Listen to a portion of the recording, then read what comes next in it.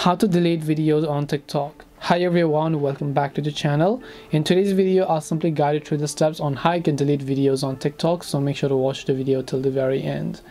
In order to delete videos on TikTok, all you have to do is simply go ahead and first of all, launch the TikTok application here.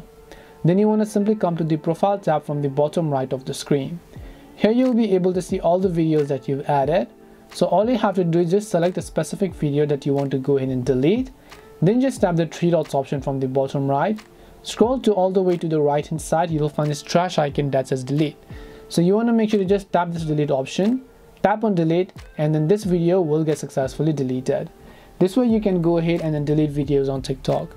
Hope this video was very helpful to you guys. If you have got any questions, then feel free to leave them down. Thank you very much for watching till the end, and see you soon in the next video.